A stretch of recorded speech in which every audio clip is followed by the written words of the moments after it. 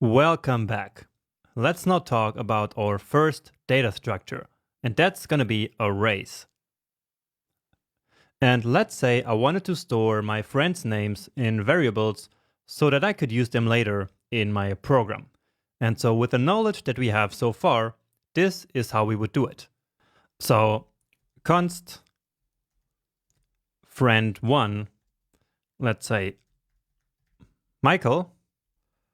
Let's spell this correct. Then friend2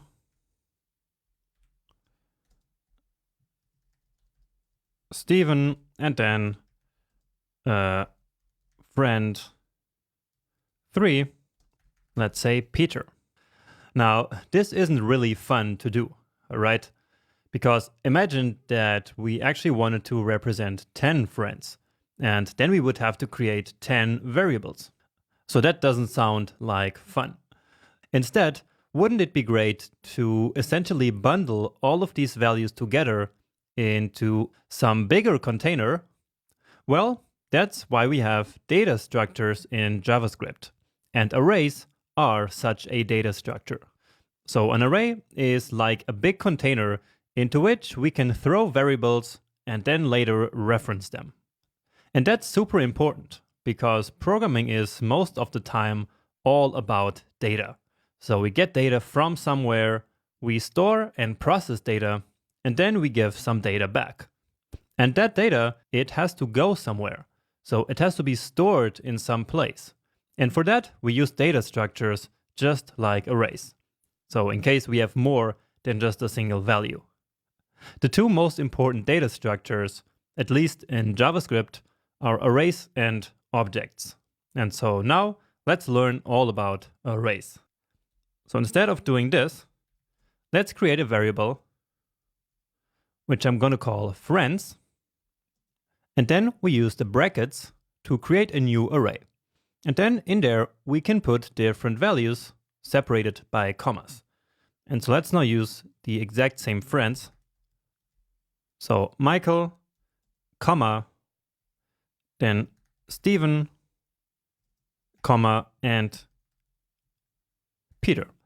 And make sure that these commas here are outside of the string. So that's an error I see people do. And so this needs to be one string. So you need to start and finish it, then the comma, and then another value, then another comma, and then another value. Okay, and now let's take a look at it in the console. Okay, and so this is what the array looks like in the console. So basically just as we wrote it in our code. And that is the absolute basics about arrays. So that's how we create one. At least that's the way that we use the most. But there's actually another way.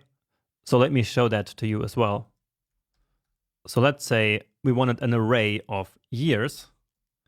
And so instead of the brackets, we could also write new array and then parentheses. And in there, we would then specify our values. Let's say 1991, 1984, 2008, and let's say 2020.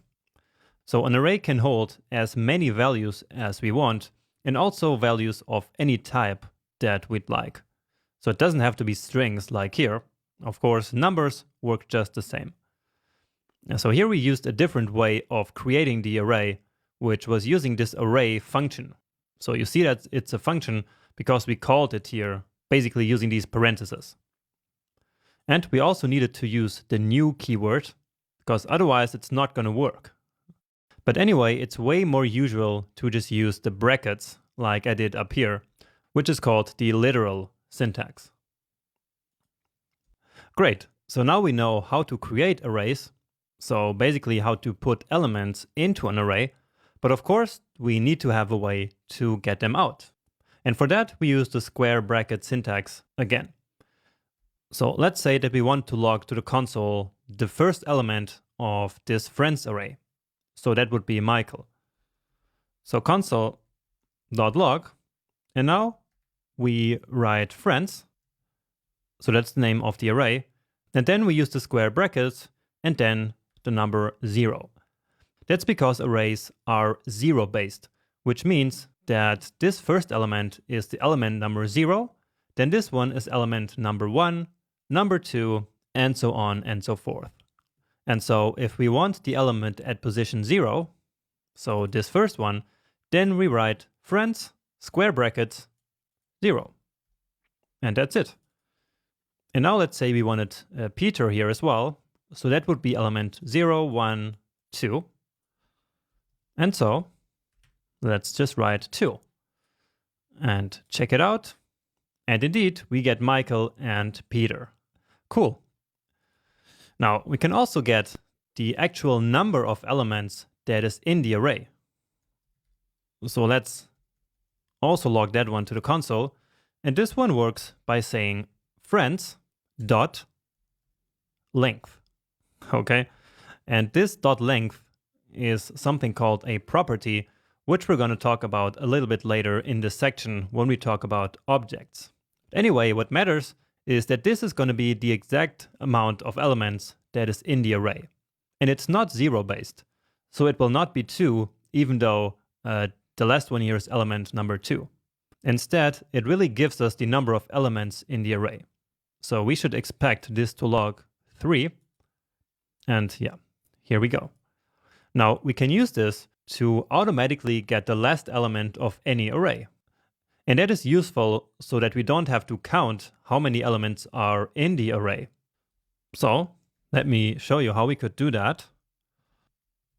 Friends, and then remember to retrieve an element from the array, we need to square brackets.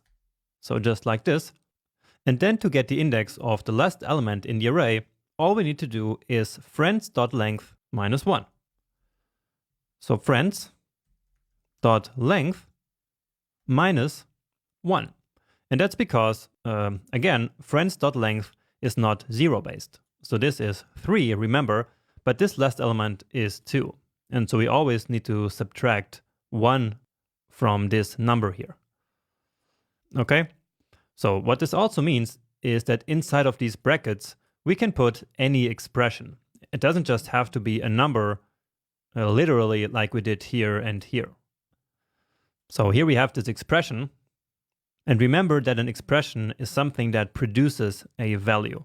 And so this one here is going to be calculated first. So it will compute friends.length, which is 3, minus 1 is 2. And then it will get friends at position 2. And that's also one of the reasons why it's important that you know what is an expression and what is a statement. Because once again, we could not put a statement in here. So inside of these square brackets, JavaScript expects an expression, not a statement. Anyway, we got the correct element from the array, which is the element number 2.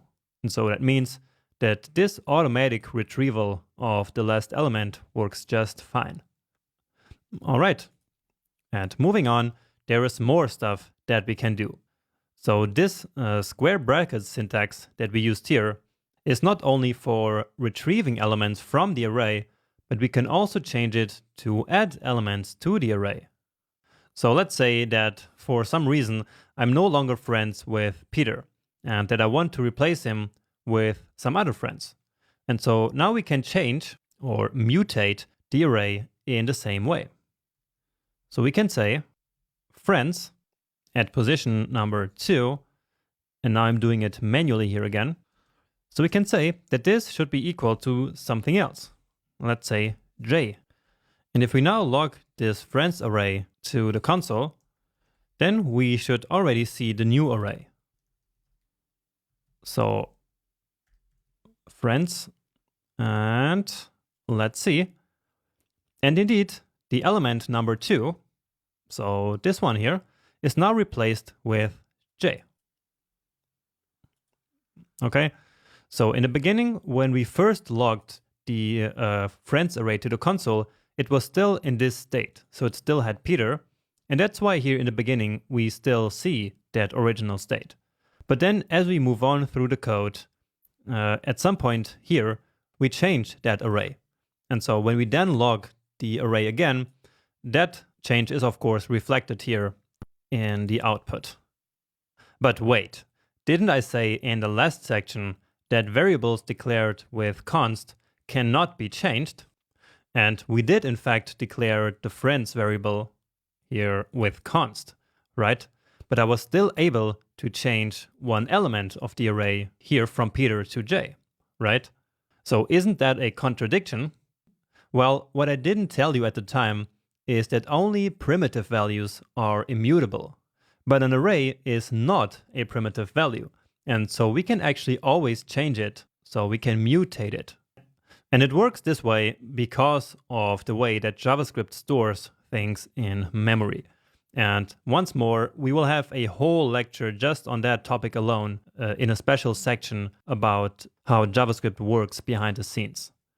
So what you need to know for now is that we can actually mutate arrays even though they were declared with const. Now what we cannot do is to actually replace the entire array. So we cannot do this. We cannot say that the entire friends array should now be Bob and Alice. That would be illegal. So let's see. And now we get assignment to constant variable. And so that's why that we cannot do. But let's just keep it here anyway, so you get this as a reference.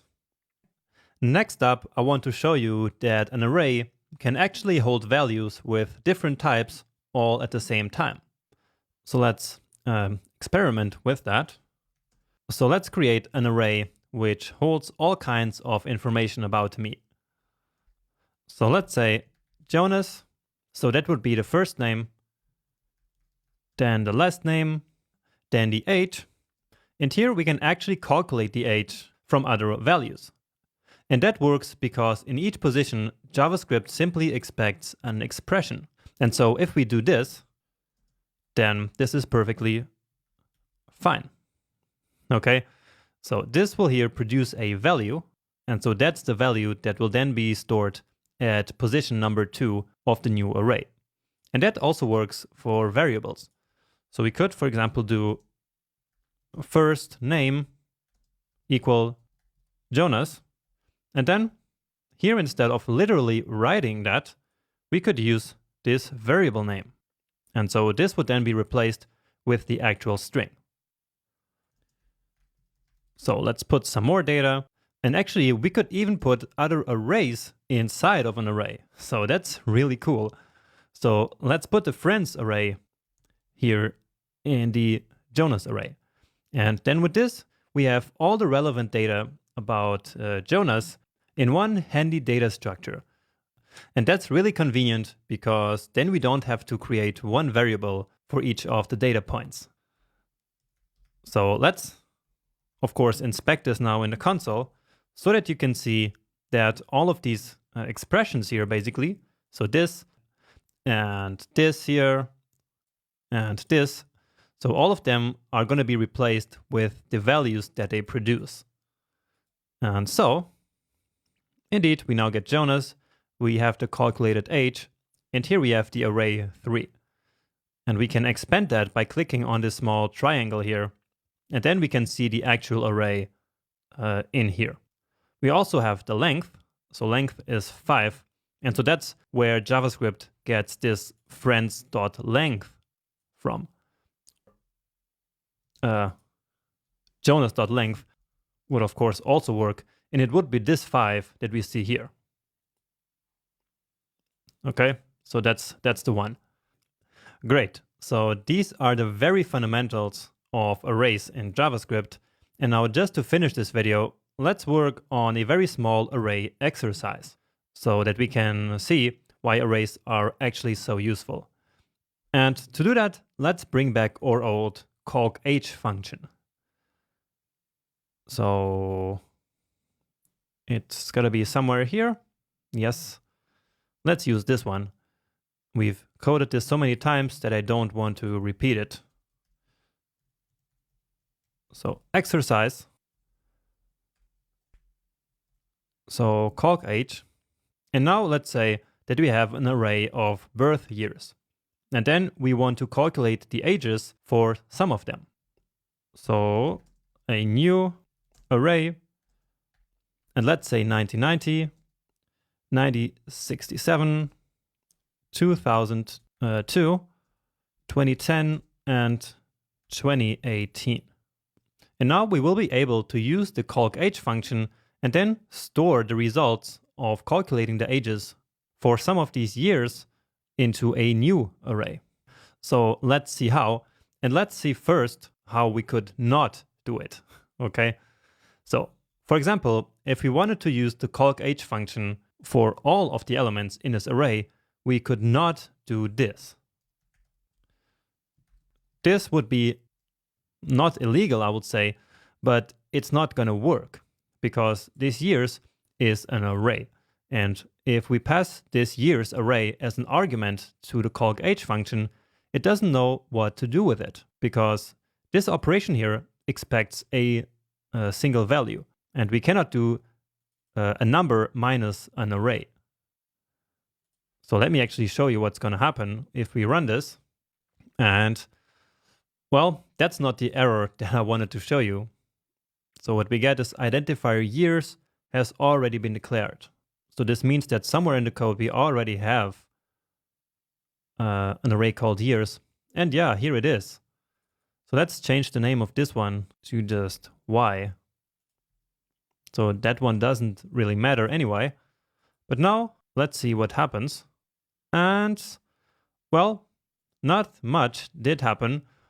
So we actually need to inspect the result of this. So console.log and then the result of this. So let's see. And now we get the result, not a number. And so that's the result of attempting to subtract a whole array, which would be this years array, from a number. Okay, so let's actually do that here as well. Remember that we have access to all the variables that we declare in the script, also in the console. So that's the years array that we just declared. But years, for example, plus 10, does not work. At least not in a way that we expected it. So the plus operator, what it does here is to convert everything to a string, just like I showed you before. And so the string here is then basically this array as a string, and then it adds the 10 here. So that's not meaningful at all. And if we use it with minus 10, then it's even weirder. So we get not a number.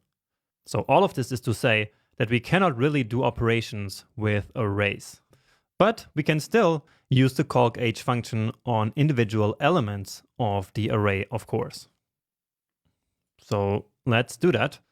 And we will assume that I want to calculate the ages for the first, the second, and the last array element. So this one, and this one. So let's calculate this and then store the result into a variable called age1. Then we need to get rid of this parenthesis. And so as I said, I want to calculate the age for this first element. And so what we do is to take years at position 0. And so this here will then basically be replaced with 1990. And then calc_age is called with 1990, and the result is stored to age1. Now let's do this some more times. And say age2, age3. And here I'm using 1. So remember, I want this, and the last one. But I don't want to count the number of elements in the array. And so I use that trick that I just showed you in the beginning, which is to first compute the length of the array. So years.length, and then -1 to account for the fact that the index of the array is 0-based. And now we can quickly check out if this actually worked. So age1, age2, age3. And yeah, so we got 3 values here, which are these 3 ages. But we can take this even a little bit further. So since we started with an array, it's usually a good idea to also end up with a new array. So let's create an array, const ages, And now what should I put in here? Well, remember how I said up here that any position of the array simply needs to be an expression, so something that produces a value. And as we already know, this here produces a value as well, right? It is an expression. And so I can take this and simply put it as a position in this array. And so JavaScript will then go ahead, compute this value, and place it in the array. So basically, we can place function calls into an array just fine because they will produce a value. And now here we need to again do years